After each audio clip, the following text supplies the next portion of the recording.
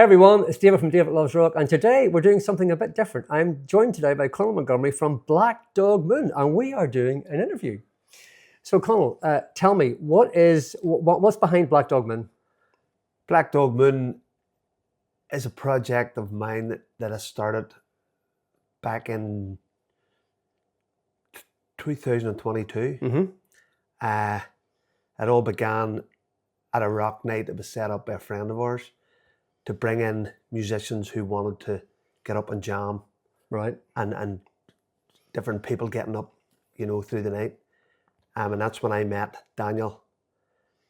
So there was me and Daniel. Then I brought Nicky in, and it sort of grew from that, Right. Okay. And how would you describe yourselves musically? I see us as a mix, probably Thin Lizzy, Mm-hmm. Ricky Warwick, Deep Purple, but anything really from the golden age of classic rock. Right. Legends, all of them. You've released 2 albums so far. What's your favorite track to play live? And this is, I'm asking you. I really enjoy Neon Queen.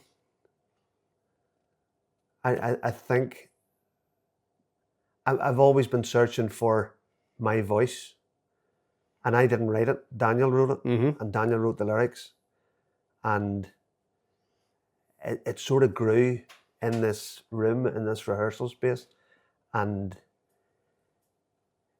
I think it just sort of brought out a voice that I hadn't heard before. Now, Daniel isn't here tonight because he's on holiday. Thanks, Daniel. But I saw, I should say, I saw Black Dog Moon for the very first time in the world famous Diamond Rock Club, and I didn't know any of the songs beforehand. And there's a few songs that stood out for me that night, Yeah. And that was definitely one of them. And I was just saying to Conal before we started this, I bought both vinyl records at the concert, after the concert, and I was listening to them today. And Neon Queen definitely stands out. So I recorded clips. You'll know this because you watch the channel. I record clips of all the live concerts I go to. Not all of each song, because I like to enjoy it and get my head moving as well. But here is a clip of that song, Neon Queen.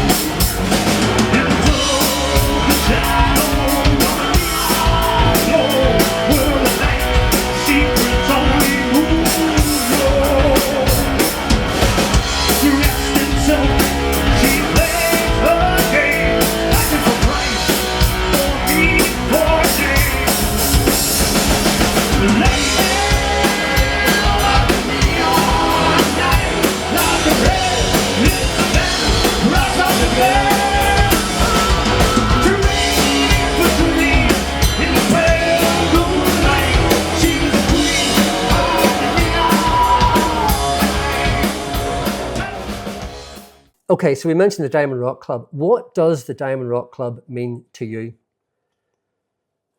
The Diamond Rock Club is, other venues might not like this, but Careful now. this is what a rock club is supposed to be. And if you haven't been, and you do run another rock club, go and have a look at the Diamond Rock Club. And I know we appreciate all of yous, and yous are all trying to keep music live and give us a platform, and yous do, and we appreciate it. But the Diamond has to be the pinnacle for any rock band in Northern Ireland, and maybe even the whole of the island. So I have to agree. I can't say I've been to a lot of places, but I fell upon the Diamond Rock Club a few years ago, and it's in the middle of nowhere. It's in Huckle. Very few people can say that. Never mind know where it is. But there's just something special about it. I've seen a lot of bands there, both famous people or that used to be famous, and are now maybe on their way down. I say that respectfully, not negatively, and some that are on their way up. and they're just all there, and you see all the photographs on the way in. It's just there's something special about it. And the community of people. We were just talking there earlier.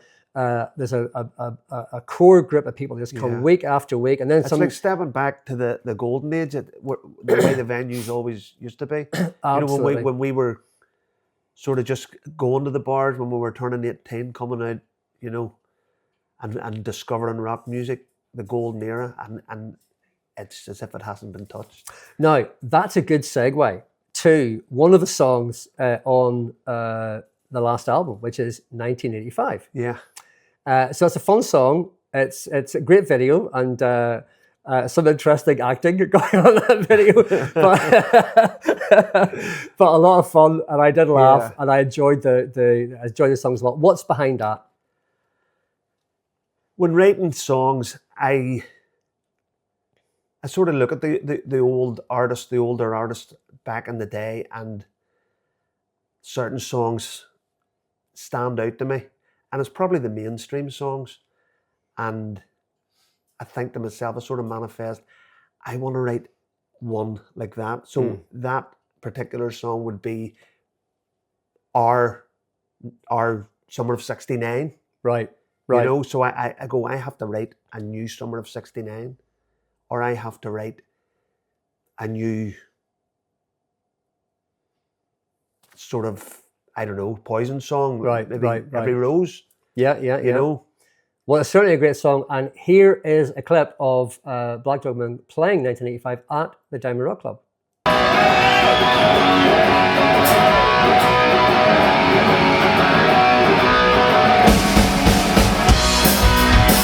back to 1985.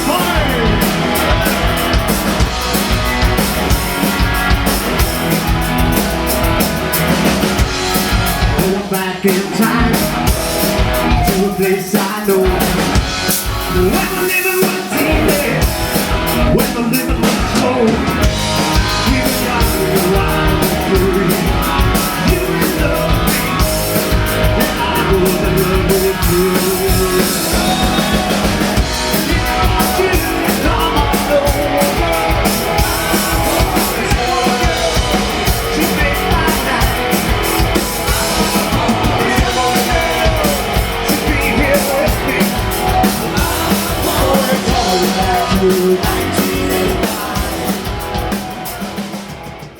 Okay, so we're joined here by Dylan, who plays this beauty here and is also on vocals. Yeah. So Dylan, tell me, what's your favorite song to play live? I would have to say Heavy Shot of Love. It's just big chanter. There's quite a lot of musical influences in it from everyone. Everyone got to put their own, I think it's sort of personal to everyone and the musical aspect of it, which was nice. So you could tell by everyone's contribution that that's what they like. Okay. Well, here is a clip of Heavy Shot of Love.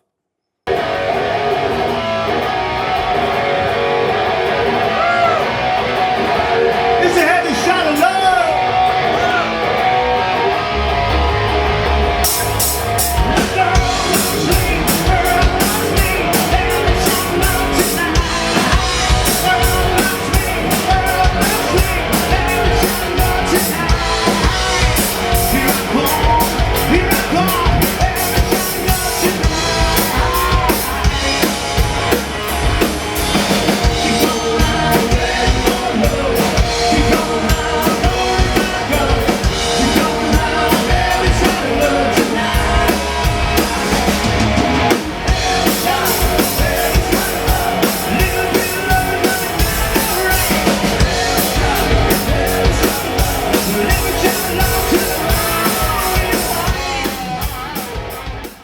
So you're wearing an AC/DC t-shirt, so we know where some of your passion is, but what sort of bands influence the music of Black Dog Moon, in your opinion? My opinion, from my aspect of it, I always like to throw a bit of Poison in there. I always did, just a bit of CC DeVille kind of wee nuances and stuff. The second album, a whole lot more, I think it's a bit of a heavier aspect to it compared to the first album. From my point of view, I think there's a couple of bits of Ozzy, maybe some of Slash's Velvet Revolver stuff, things like that. There's also quite a bit of Bon Jovi and things like that sort of influenced it. Obviously, Conal sort of brought the bones in most of the songs, and we like to say we take them and throw them against the wall. And so I'd say it's a good mix of everything. Obviously, a bit of Thin Lizzy in there, as always. Yep. But I think we just sort of quite a lot of musical expression is allowed in this band, which is a nice thing. Excellent. So I think we've pretty much covered all the bases of all our favourite bands, sort of golden era, classic rock, just a bit of everything.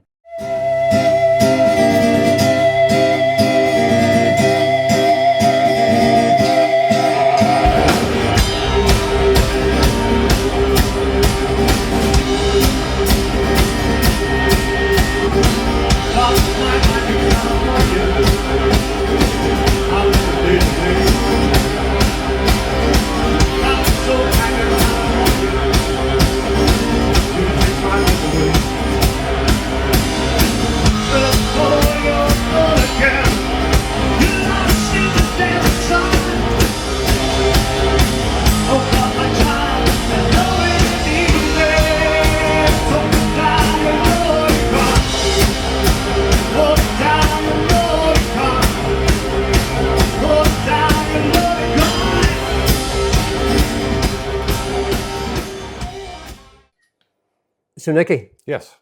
the man on the bass, The Beast. There he is. slightly intimidating character. You think so? No, I'm joking. Good. A lot of fun. A lot of fun on stage. Brings the presence. Absolutely brings the fun. Apparently you're behind. Not apparently. I know for a fact you're behind the name Black Dog Moon. Can you explain to the viewers where this comes from? Well, like Conal said, I played at the First Cornerstone in Killalay, and he very kindly offered me a slot on it because him and I had been talking about getting together for a collaboration during COVID, doing something, you know, because I had known Conal from back in the day, like. So I had performed a stripped down version of Walking on the Moon on the acoustic, and I intended to do a stripped down version of Black Dog by Led Zeppelin on the acoustic. So on the top of the page I wrote Black Dog Moon as a reference. But as I'm sure you're aware, the Black Dog has been known as another term for depression. Oh, right. Okay. Yeah. So, and the moon is the end of a cycle.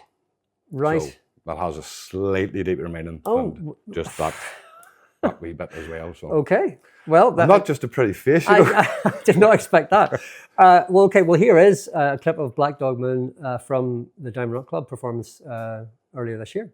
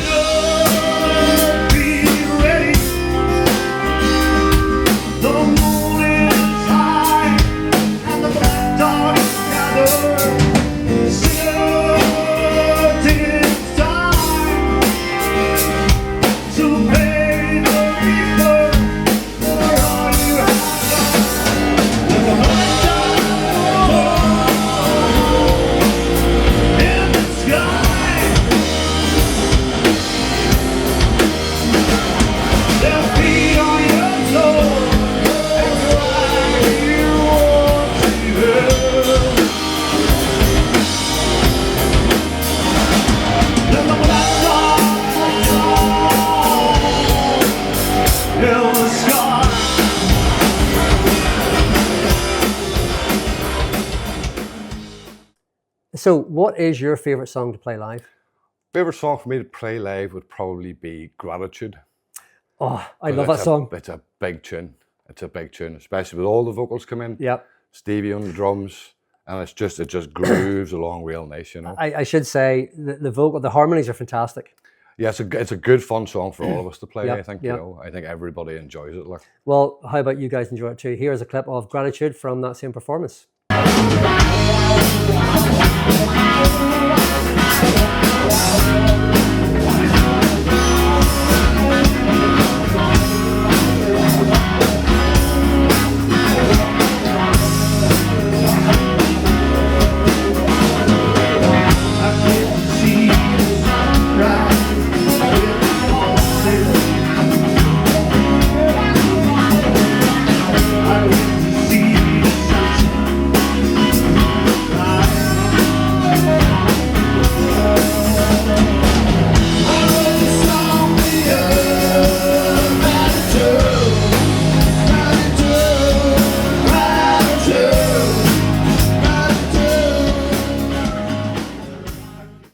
Okay, so Stevie, who brings the thunder.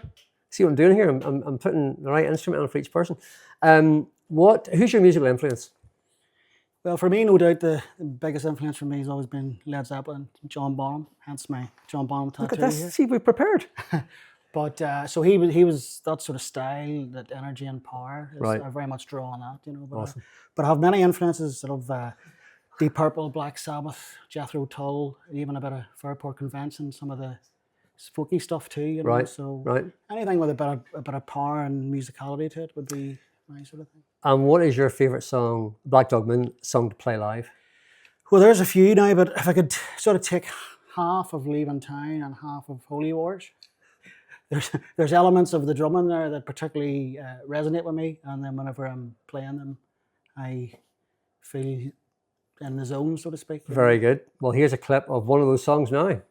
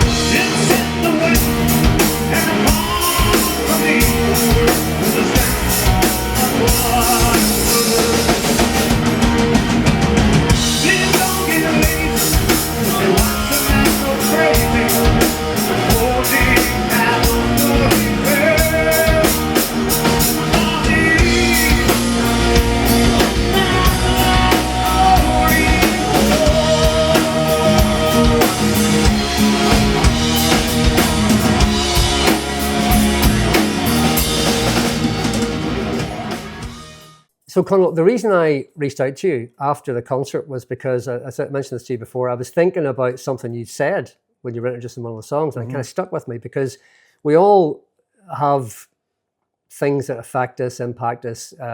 It might not be apparent on the surface, but everyone goes through their traumas, and you've certainly been through some struggles as well. And it was the introduction to the River Maiden. Could you just explain that? Real life experiences. I'm a recovering addict, 10 and a half years sober, and River Maiden was a time, it was 6 months before I got sober, and I had gone to Dublin to see The Who in concert, and at the height of my alcoholism. And it was great fun with my friends and my mates, and I ended up in the River Liffey after the concert, and I just felt myself sinking, and I got to the surface. 6 months later I was sober, but using artistic license I wrote River Maiden because it was a changing point in my life. Yeah. And I invented the River Maiden, Mermaid, Anna Liffey. Right. You know? Well, look, it definitely moved a lot of people in the room that night when you talked about it. So here is a clip of River Maiden.